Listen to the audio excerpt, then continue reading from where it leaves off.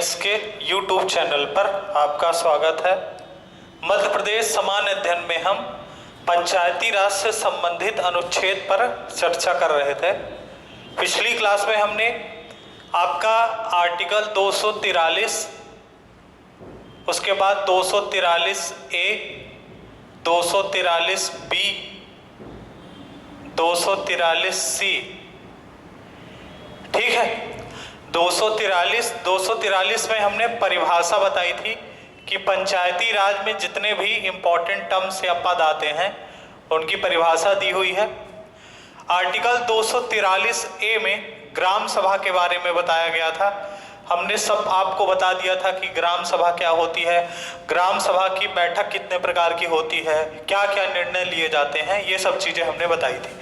उसके बाद 243C में ग्राम सभा 243C में ग्राम सभा का उल्लेख किया गया था। 243B में पंचायतों के गठन का उल्लेख है, पंचायतों के गठन का उल्लेख किया गया था।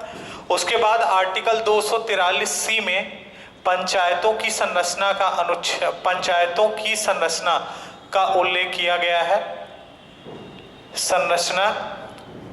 और 243D में पंचायतों में आरक्षण का प्रावधान है, जो या पंचायतों में आरक्षण जो दिया गया है उसका उल्लेख किया गया है। इन 4-5 अनुच्छेद पर हमने चर्चा कर ली थी, ठीक है ना।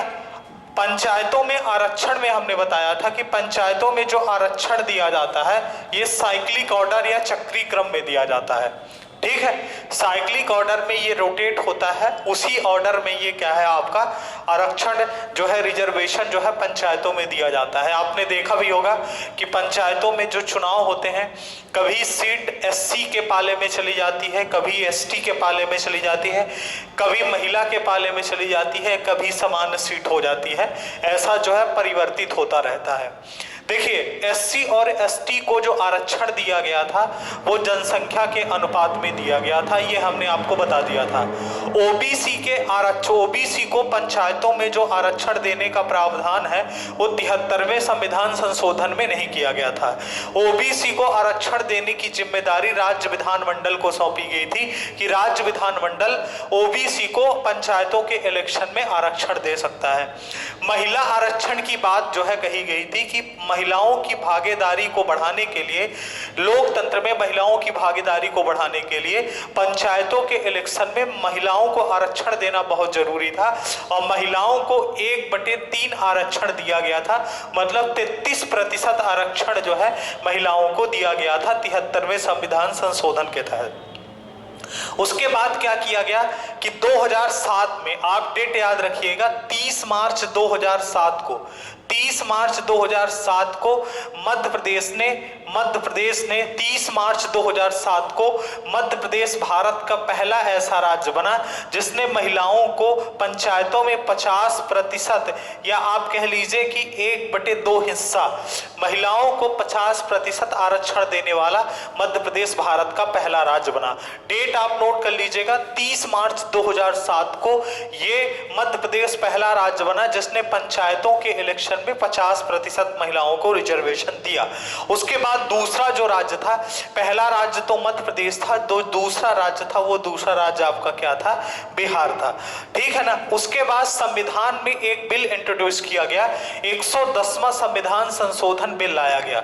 इस बिल में क्या कहा गया कि महिलाओं की पंचायतों में भागीदारी बढ़ाने के लिए, लोकतंत्र में भागीदारी बढ़ाने के लिए क्या किया जाए कि जो महिलाओं को 33% 73वें संविधान संशोधन के तहत जो 33% आरक्षण का प्रावधान किया गया था उसको बढ़ाकर क्या किया जाए, उसको बढ़ाकर 1/2 या 50% किया जाना प्रस्तावित है। 110वें संविधान संशोधन में यह प्रस्ताव लाया गया था जो अभी भी क्या है, प्रस्तावित है। तो ये सभी 5 आर्टिकल पर हमने चर्चा कर ली थी। अब इसके आगे के जो अनुच्छेद है उन पर हम जो है चर्चा करते हैं। आर्टिकल 243D के बाद जो अगला अनुच्छेद आता है वो है आर्टिकल 243E, और 243E में पंचायतों के कार्यकाल का उल्लेख किया गया है। पंचायतों के कार्यकाल का उल्लेख है, ठीक है ना। तो पंचायतों के कार्यकाल का उल्लेख है आर्टिकल 243 ई में, ठीक है, कि पंचायतों का कार्यकाल क्या होता है। देखिए आप इस पे ध्यान रखेंगे कि जो पंचायतों का कार्यकाल होता है वो सामान्यतः कितने वर्ष होता है, 5 वर्ष होता है। सामान्य पंचायतों का कार्यकाल सामान्यतः 5 वर्ष होता है, लेकिन चुनाव की तिथि से 5 वर्ष नहीं, कि जिस डेट को चुनाव हुआ है उस तिथि से आप 5 वर्ष तक काउंट कर लीजिए। 5 वर्ष तो होता है, लेकिन प्रथम बैठक की तिथि से, प्रथम बैठक की तिथि से, प्रथम बैठक की तिथि से अगले 5 वर्षों तक इसका कार्यकाल होगा। चुनाव की तिथि से नहीं, ये बात ध्यान रखिएगा, चुनाव की तिथि से नहीं या चुनाव की डेट से नहीं। किस डेट से? प्रथम बैठक जो होगी इसकी, उस बैठक से अगले 5 वर्षों तक इसका कार्यकाल होगा। दूसरी चीज आप इस पे एक पॉइंट और बताएंगे कि देखिए नई पंचायत के गठन हेतु जो चुनाव होगा वो पुरानी पंचायत के कार्यकाल के पूरा होने से पहले होगा, ठीक है। नई पंचायत के लिए आप लिखेंगे इसमें नई पंचायत हेतु चुनाव, लिख लीजिए आप इस पे, नई पंचायत हेतु चुनाव कार्यकाल संपन्न होने के पूर्व होगा। नई पंचायत हेतु जो चुनाव होगा वो पुरानी पंचायत के कार्यकाल संपन्न होने के पूर्व होगा, ठीक है ना। मतलब ये बात ध्यान रखना है कि पंचायतों के कार्यकाल का उल्लेख किस आर्टिकल में किया गया है, क्वेश्चन ऐसा भी पूछा जा सकता है। आर्टिकल 243 में उल्लेख किया गया है, पंचायतों का कार्यकाल 5 वर्ष होता है प्रथम बैठक की तिथि से। प्रथम बैठक की तिथि से इसका कार्यकाल 5 वर्ष होता है, चुनाव की तिथि से नहीं। दूसरी चीज, नई पंचायत के लिए जो चुनाव होता है वो पुरानी पंचायत के संपन्न होने के पूर्व हो जाता है। मतलब पुरानी पंचायत का कार्यकाल खत्म होने के पूर्व ही नई पंचायत का क्या है, चुनाव हो जाता है। तीसरी चीज आप ये बता सकते हैं कि एक क्वेश्चन ये पूछा जा सकता है कि क्या पंचायतों को 5 साल के पहले भी समाप्त किया जा सकता है या विघटित किया जा सकता है। तो आप यहाँ पर बता सकते हैं कि राज्य सरकार 5 वर्ष के पहले भी 5 वर्ष के पहले भी पंचायत को विघटित कर सकती है, पंचायत को विघटित कर सकती है, ठीक है, पंचायत को विघटित कर सकती है, ठीक है। ये कौन कर सकता है? राज्य सरकार। बहुत इंपॉर्टेंट पॉइंट है, इस पर ध्यान दीजिएगा कि अगर राज्य सरकार चाह ले तो पंचायत को 5 वर्ष के पहले भी विघटित कर सकती है। लेकिन एक बात ध्यान रखिए कि अगर पंचायत को 5 वर्ष के पहले राज्य सरकार ने विघटित कर दिया है तो 6 महीने के अंदर नई पंचायत के लिए गठन के लिए चुनाव कराना पड़ेगा। विघटित होने की स्थिति में लिख लीजिएगा यहां पर, विघटित होने पर नई पंचायत के गठन हेतु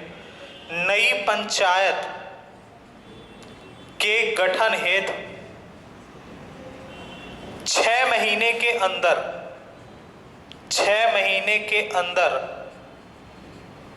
पुनः चुनाव करवाना पड़ेगा। ये बात ध्यान रखना है। अगर मान लीजिए राज्य सरकार ने पंचायत को विघटित कर दिया है तो उस कंडीशन पर नई पंचायत के गठन हेतु 6 महीने के अंदर क्या होगा, चुनाव करवाना पड़ेगा। ये बहुत इंपॉर्टेंट पॉइंट है।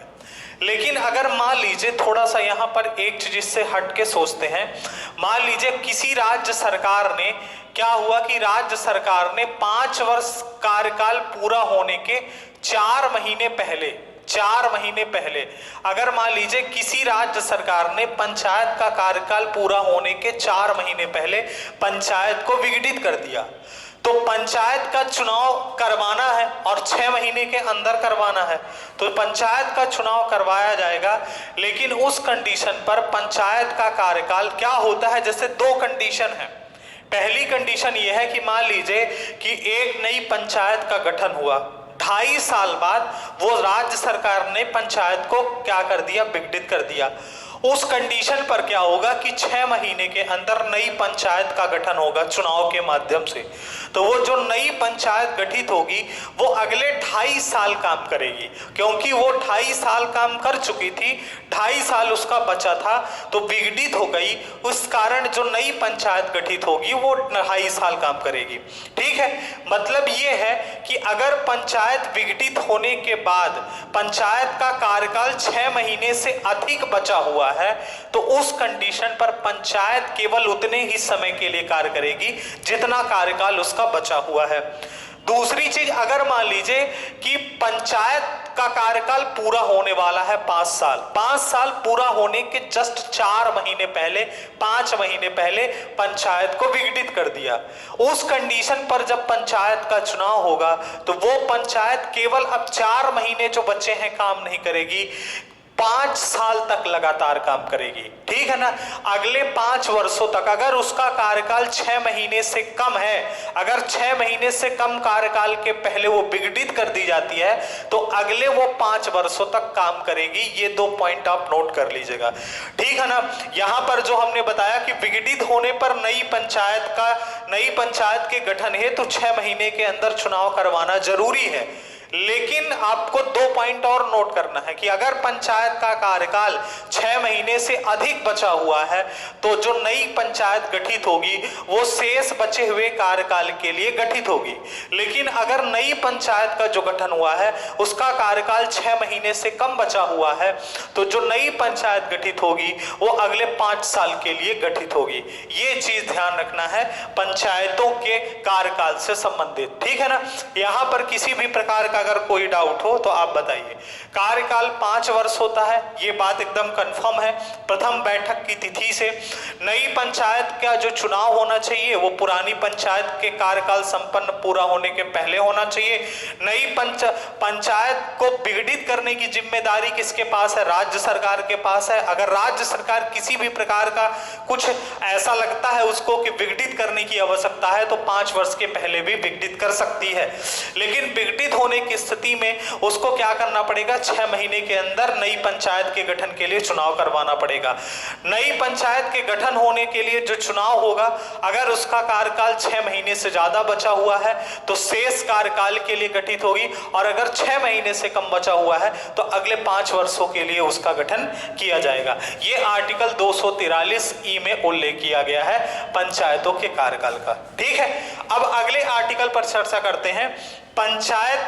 पंचायतों का सदस्य बनने की योग्यता क्या होनी चाहिए?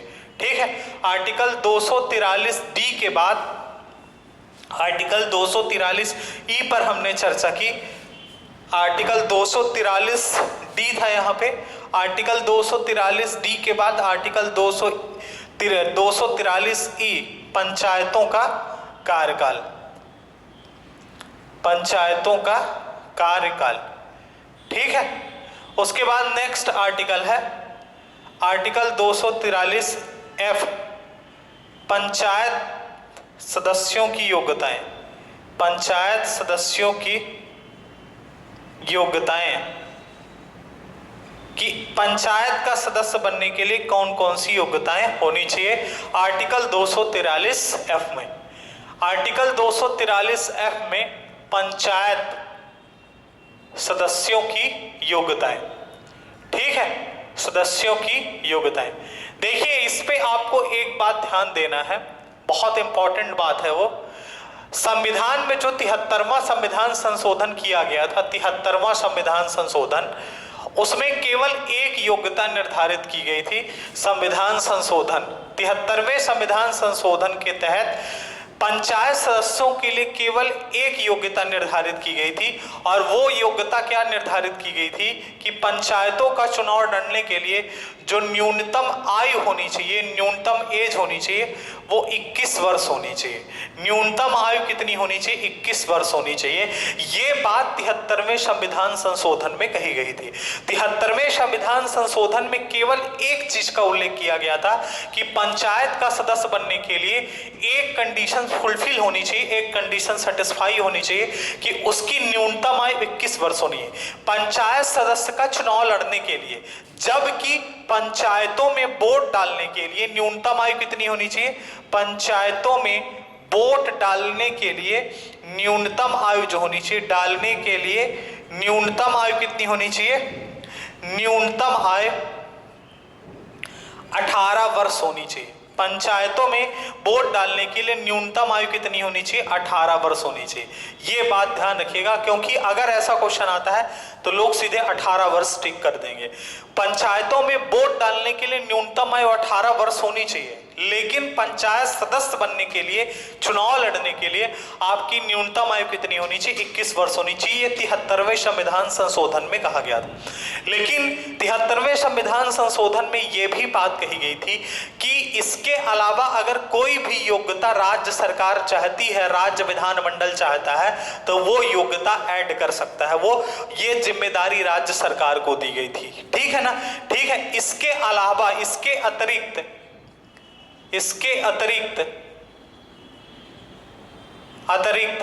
योग्यताएं राज्य विधानमंडल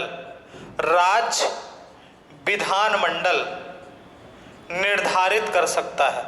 राज्य विधानमंडल निर्धारित कर सकता है। ये बात ध्यान रखिएगा। ये एक इंपॉर्टेंट बात है कि इसके अतिरिक्त अगर कोई भी योग्यता बनानी है तो राज्य विधानमंडल निर्धारित कर सकता है। जैसे अगर आप देखें, इस बार पंचायतों का चुनाव नहीं हुआ, लेट हो गया, पंचायतों का इलेक्शन होना था। ठीक है ना? तो यहां पर क्या है कि इस बार ऐसा सुनने में आ रहा था कि इस बार पंचायतों के चुनाव में एक नेसेसरी कंडीशन ये रखी जा रही थी कि कोई भी सदस्य पंचायत का चुनाव लड़ सकता है, लेकिन उसके पास मिनिमम 10वीं तक की वो परीक्षा पास किया हो। 10वीं तक की परीक्षा पास किया होगा, वही व्यक्ति पंचायत का चुनाव लड़ सकता है। इसका मतलब यह है कि सरकार अब इस बात पर भी ध्यान है, क्योंकि आप देखिए कि पंचायतों में जब सीट SC ST के या SC के या गांव में आप देखिए ऐसा व्यक्ति सरपंच बन जाता है जिसको ना तो अपना नाम लिखना आता है, ना तो कुछ पढ़ना आता है। उसको कुछ भी जानकारी नहीं होती कि लोकतंत्र क्या है, ग्राम पंचायत क्या है, जनपद पंचायत क्या है, कुछ भी वो नहीं जानता। तो वो व्यक्ति गांव का विकास किस प्रकार कर पाएगा? ऐसा अभी तक होता आया है कि बहुत ऐसे सरपंच हैं जिनको अभी तक अपना नाम लिखना नहीं आता है। तो अगर ऐसा व्यक्ति ग्राम पंचायत, जनपद पंचायत या जिला पंचायत सदस्य बन जाएगा तो वो क्या उस क्षेत्र का विकास कर पाएगा? कुछ भी नहीं कर पाएगा। इसलिए क्या किया गया कि ये जिम्मेदारी राज्य विधानमंडल पर छोड़ी गई कि राज्य विधानमंडल अगर ऊपर से कोई योग्यता निर्धारित करना चाहता है तो वो योग्यता निर्धारित कर सकता है। इसलिए इस बार के इलेक्शन में ये योग्यता निर्धारित की जाने वाली थी कि मिनिमम उसने 10वीं तक की परीक्षा पास की हो, 10वीं तक वो पढ़ा लिखा हो, जिससे क्या है वो कम से कम अपना नाम तो अच्छे से लिख पाए, अपना सिग्नेचर तो कर पाए। ठीक है ना? इसके अलावा भी कुछ योग्यताएं हैं। पंचायतों में पहली चीज न्यूनतम आयु 21 वर्ष होनी चाहिए। 2 योग्यताएं और हैं जो हमें जाननी चाहिए। पहली चीज वह दूसरी योग्यता ये होनी चाहिए कि सरकारी नौकरी में नहीं होना चाहिए। सरकारी नौकरी में नहीं होना चाहिए। क्यों? अगर सरकारी नौकरी में होगा तो लाभ का पद आ जाएगा। और दूसरी चीज वेतन भोगी नहीं होना चाहिए। वेतन भोगी या पेंशनर नहीं होना चाहिए। सरकारी नौकरी में नहीं होना चाहिए और दूसरी चीज वेतन भोगी नहीं होना चाहिए। अगर ये दोनों कंडीशन है तो वो क्या होगा? अयोग्य हो जाएगा, पंचायत का इलेक्शन नहीं लड़ पाएगा। सरकारी नौकरी और वेतन भोगी नहीं होना चाहिए क्योंकि ये दोनों लाभ के पद है। तीसरी चीज, अगर व्यक्ति निरक्षर है तो उसकी आयु 30 वर्ष से कम होनी चाहिए। यदि व्यक्ति निरक्षर है, ठीक है, यदि व्यक्ति निरक्षर है तो उसकी आयु 30 वर्ष से कम होनी चाहिए। 30 वर्ष से कम होनी चाहिए। उसकी आयु 30 वर्ष से कम होनी चाहिए। ये कुछ योग्यताएं हैं आपकी पंचायत सदस्य बनने की योग्यताएं। तो आर्टिकल 243F भी इंपॉर्टेंट है। ठीक है ना? आर्टिकल 243F में पंचायत सदस्यों की योग्यताओं का उल्लेख किया गया है। उसके बाद हम चर्चा करते हैं आर्टिकल 243G। ठीक है ना? Article 243G।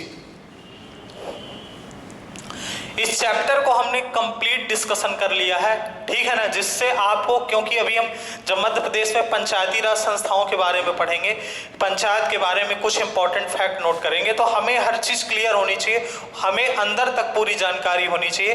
हालांकि ये संविधान का हिस्सा है जो हम डिस्कशन कर रहे हैं, लेकिन इतना क्या है, कोई डिस्कशन करता नहीं है, लोग क्या है कि थोड़ा सा जानकारी दिया और आगे निकल जाते हैं। हमने आपको पंचायत, क्योंकि ये एक तरह से देखा जाए तो मध्य प्रदेश में इससे क्वेश्चन पूछे जाने के चांस सबसे ज्यादा रहते हैं। आर्टिकल 243F के बाद आर्टिकल 243G जो है, इस पर यह कहा गया है कि पंचायतों को हमने सब बता दिया कि पंचायतों का गठन किया जाए, पंचायतों की संरचना कैसी होनी चाहिए, आरक्षण बता दिया गया, कार्यकाल बता दिया गया, योग्यताएं बता दिया गया। अब हमें यह पता होना चाहिए कि पंचायत को कार्य क्या करना है, तो आप यहां पर लिख सकते हैं पंचायतों के कार्य, ठीक है ना, पंचायतों के कार्य, या आप इसको शॉर्टकट में ये भी लिख सकते हैं, मैं इसको ऊपर लिख रहा हूं, पंचायतों के कार्य। आर्टिकल 243G में कहा गया है पंचायतों के कार्यकाल का उल्लेख किया गया है, ठीक है, पंचायतों के कार्यकाल। हालांकि हम इस पर पंचायतों के कार्यकाल नहीं, पंचायतों के कार्यों का उल्लेख किया गया है, ठीक है। या आप इसको ये कह सकते हैं कि पंचायतों की शक्तियां, पंचायतों की शक्तियां, पंचायतों की शक्तियां, अधिकार एवं उत्तरदायित्व, पंचायतों की शक्तियां, कार्य एवं उत्तरदायित्व, पंचायतों की शक्तियां, अधिकार एवं उत्तरदायित्व, ठीक है। देखिए, हमने आपको जब हमने 73वां संविधान संशोधन पढ़ाया था, हमने उसी समय स्पष्ट कर दिया था कि जो संविधान का भाग 9वां है, भाग 9वें भाग में जो 11वीं अनुसूची जोड़ी गई थी, उसमें पंचायतों को कार्य करने के लिए 29 विषय दिए गए थे। तो पंचायतों की शक्तियां कितनी है या पंचायतों के कार्य कितने हैं? 29 विषयों पर कार्य करने की जिम्मेदारी है, कार्य करने की जिम्मेदारी है। जो 29 विषय दिए गए हैं कार्य करने के लिए, उन 29 विषयों पर कार्य करने की जिम्मेदारी है, ठीक है। लेकिन आपको एक चीज ये भी ध्यान रखना है कि जो देखिए, जो 29 विषय हैं, ये विषय कौन प्रोवाइड करता है? ये विषय, हालांकि 73वें संविधान संशोधन में ये इन विषयों का जिक्र किया गया है, लेकिन आप यहां पर ये बताएंगे कि राज्य विधानमंडल, क्योंकि ये राज्य विधानमंडल के अधिकार क्षेत्र में आता है। राज्य विधानमंडल इस पर समय समय पर कानून बनाकर इनको क्या करता है? कार्य करने की जिम्मेदारी देता है। तो आप इस पर लिख सकते हैं कि राज्य विधानमंडल कानून बनाकर समय समय पर, राज्य विधानमंडल कानून बनाकर समय समय पर, ठीक है ना, समय समय पर जिम्मेदारी देता है। राज्य विधानमंडल कानून बनाकर समय समय पर जिम्मेदारी देता है। देखिए, राज्य विधानमंडल इनको अलग से भी काम सौंप सकता है, राज्य विधानमंडल इनको अलग से भी शक्तियां सौंप सकता है जो सामाजिक और आर्थिक हित में हो, ठीक है। यहां पर आप लिख लीजिएगा, राज्य विधानमंडल इनको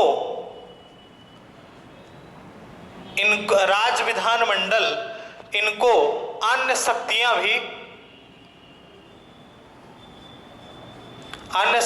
भी सौंप सकता है जो सामाजिक, आर्थिक हित में, ठीक है।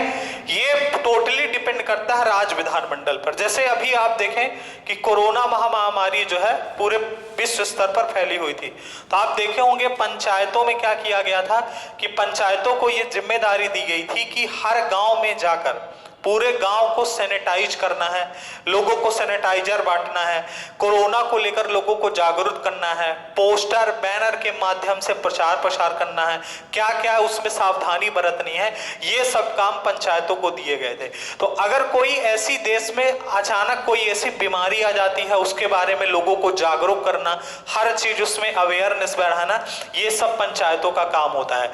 तो 29 विषय तो हैं जो संविधान में दिए गए हैं। राज्य विधानमंडल समय समय पर कानून बनाकर उनको जिम्मेदारी देता रहता है कि आपको इन विषयों पर काम करना है।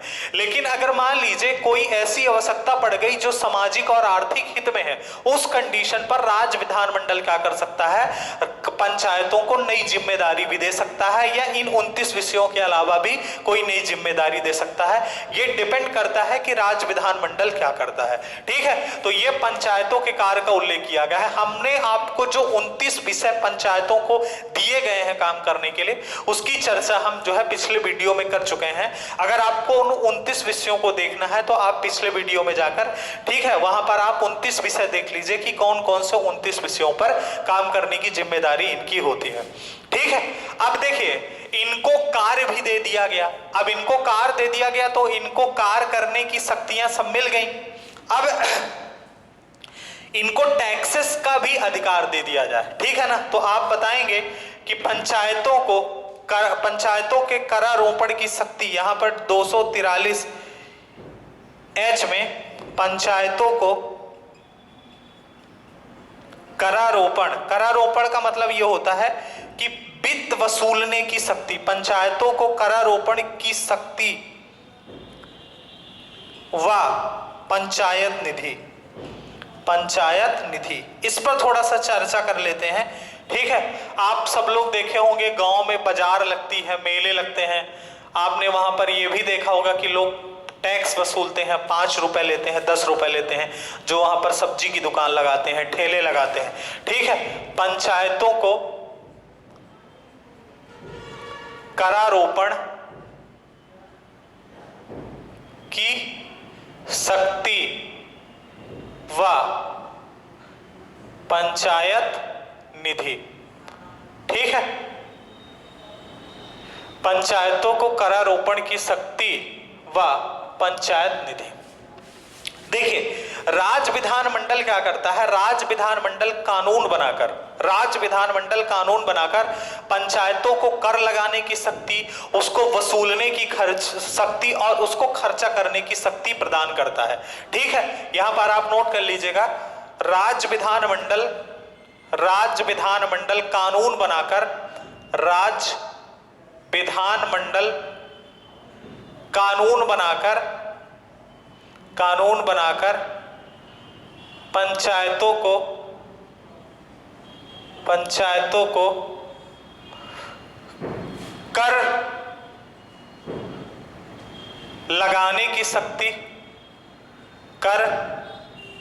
कर लगाने की शक्ति,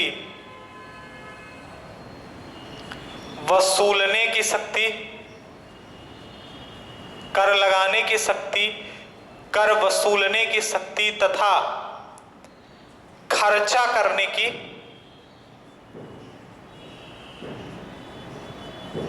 शक्ति प्रदान करता है। ठीक है, राज्य विधानमंडल क्या करता है, राज्य विधानमंडल पंचायतों को कानून बनाकर कर लगाने की शक्ति, कर वसूलने की शक्ति तथा उसको खर्चा करने की शक्ति प्रदान करता है। दूसरी चीज आप बताएंगे, राज्य सरकार पंचायतों को वित्तीय सहायता एवं अनुदान प्रदान करती है। राज्य सरकार पंचायतों को वित्तीय सहायता व अनुदान प्रदान करती है।